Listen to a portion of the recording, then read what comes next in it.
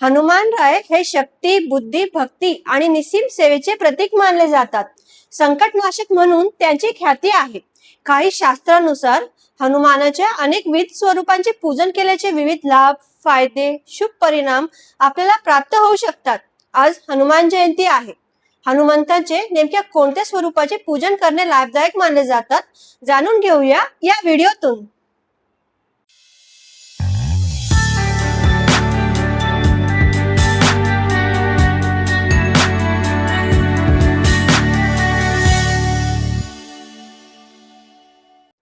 नमस्कार, मी सोनम. हनुमंत शक्ती आणि बुद्धी यांचा अद्भुत संगम मानले जातात. हनुमंतांनी शक्तीची जेवढी कामे केली तेवढीच युक्ती, चातुर्य आणि विवेक वापरल्याच्या अनेक घटना प्रसंग आपल्याला रामायणात सापडतात. काही मान्यतानुसार हनुमानाची भक्ती, उपासना, नामस्मरण ही तुलनेने जलद फलप्राप्ती देणारी आहे. आताच्या कलियुगात हनुमानाची आराधना, उपासना, नामस्मरण करणे अत्यंत शुभ व लाभदायक असल्याचे सांगितले जाते. शनिवारी करण्यात येणारे हनुमानाचे पूजन विशेष महत्त्वाचे मानले जाते. हनुमानाचे पूजन केल्यास अनेक समस्या, अडचणी, अडथळे दूर होतात.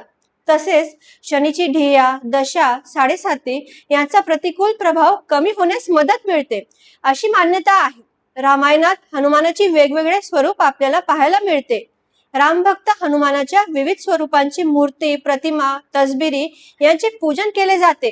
काही शास्त्रानुसार हनुमानाचे अनेक विधी स्वरूपांचे पूजन केल्याचे विविध लाभ, फायदे, शुभ परिणाम आपल्याला प्राप्त होऊ शकतात असे सांगितले जाते.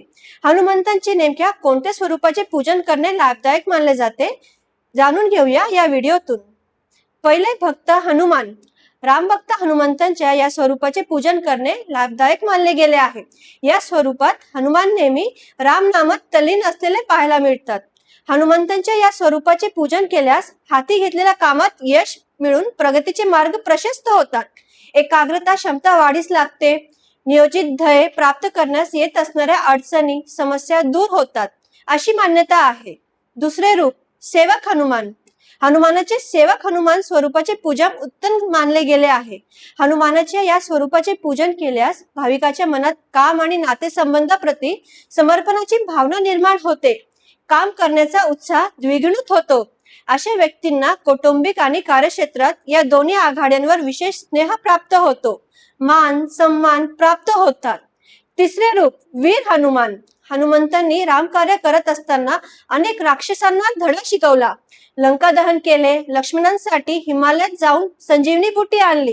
असे अनेक दाखले वीर हनुमान रूपाचे देता येतील.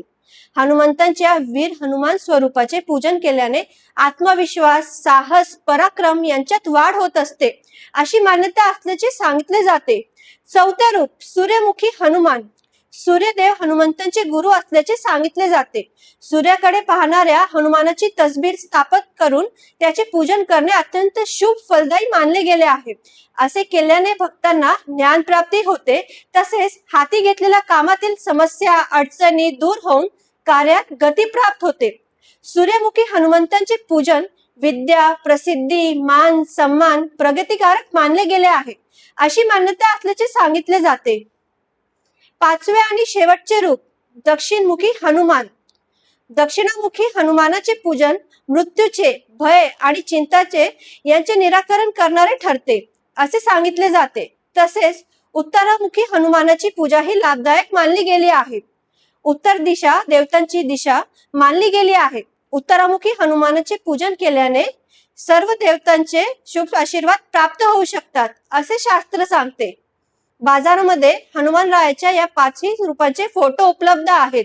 या फोटोंची आपण पूजा करून हनुमंतरायाची कृपा मिळू शकतो.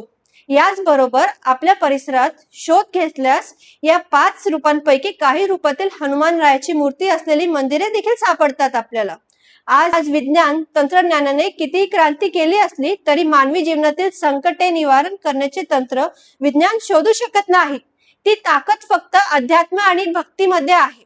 परमेश्वराची ती कृपा दृष्टी मिळवण्यासाठी हनुमानरायाची भक्ती महत्वाची भूमिका बजावते. तुम्हाला हा व्हिडिओ कसा वाटला कमेंट मध्ये नक्कीच सांगा आणि हो आवडला तर लाईक आणि शेअर नक्कीच करा. धन्यवाद.